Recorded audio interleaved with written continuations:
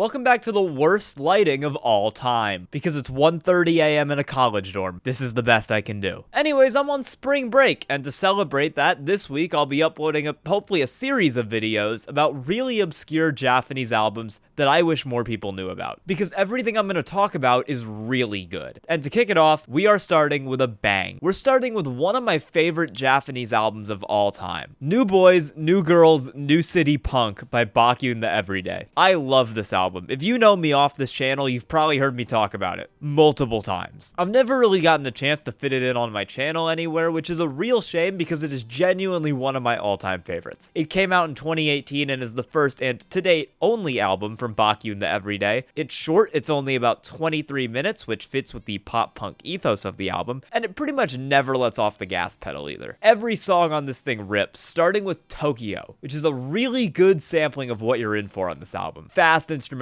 catchy choruses, and great hooks. Another thing you'll notice pretty much immediately is that the mixing and production on this thing is immaculate. This album is explosive. The drums and guitars really hit, and you feel it when things kick in, because everything is put together so well. It still maintains a little bit of that garage DIY feel, which is kind of necessary for anything claiming to be a punk album, but like, every drop on this thing rocks you. And it wastes no time getting going. You get a little count and then it's off, and it does not let up for the rest of the 23 minutes. There's not a dull moment on this album, especially not on Tokyo, as it rockets between some really sick rhythms and a great hook. Nobumi's high-pitched, whiny vocal style could turn people off, but I think she adds a lot to these songs, and if nothing else, she is constantly hype and energetic, which is great. Tokyo rules. The album moves on to Doseco City Frustration, a song built around a ridiculously catchy hook and riff. This thing gets stuck in your head, like the vocal cadence and everything. It's hard to say this song title without instinctively singing it. It's got these start-stop riffs reminiscent of something like Ride On Shooting Star, and mixes them into a catchy chorus that has its own great hook. The drumming, as with much of this album, is also fantastic here. Weekend ODAKYU line is immediately much faster than the songs around it. It's built on a super sick riff and some fast, energetic vocals. This is why I say that Nobumi's unique vocal style works really well for this album. This track is manic, and she brings an energy to it that's really hard to replicate, which makes it great. The guitar work is stellar again, with the main riff, the melodies, and the fire guitar solo at the end. On an album full of standout tracks, this is one of the best ones. Sliding Summer Go is one of the more straightforward J-rock tracks here, along with Tokyo and CITYBOY, which I'll get to later. This thing is almost danceable at points with some of the rhythms going on in it. That's a thing that's becoming more and more common in J-rock these days, but songs like this are examples of how to do it really well. There's a couple other songs on this record, like Tokyo, that have parts like that, and they're all great. The vocal melody in the chorus is long and drawn out, as it is in a lot of J-rock, but it's one of only 2-ish songs like that on the record, so it's not generic or anything. Also, both of those songs, the other being the aforementioned CITYBOY, are among the highlights here. It's a very good J-rock track, and something that I think wouldn't go over as well in the hands of a band who lacks the fun energy that BAKYUN has. Stuff like this is why I say that Nobumi's vocals are actually really great. Nobumi Teenage Riot, nice reference, is probably the least good song on the album. The instrumental is kinda generic here, and it's the only track on this thing where I don't enjoy the drumming. It's also Nobumi's worst vocal performance on the album. The guitar work is nothing special as well. There's no standout qualities to this, it's kinda just an alright J-rock song. I'm not really big on it. Luckily, JFS, the only song shorter than Nobumi Teenage Riot, is basically just a better version of that song. It's a similar format, but with much improved drumming. Like, they're hitting a breakbeat on this song. It's something they don't do anywhere else here, but it's sick. The riff is way more inspired than the last song. The guitar solo fucking rips, just like every other one on this album does. And the wordless melody is far catchier than what Nobumi Teenage Riot was doing. It honestly kind of makes that song completely irrelevant. Both songs are, I guess, fairly similar in structure, but JFS does a lot more in those confines, and it has much better execution on its ideas. CITYBOY is the best song on the record, straight up. This is one of my favorite J-rock songs ever. It's more like indie rock than punk of any kind, more in line with Sliding Summer Go or Tokyo, but holy shit, this goes harder than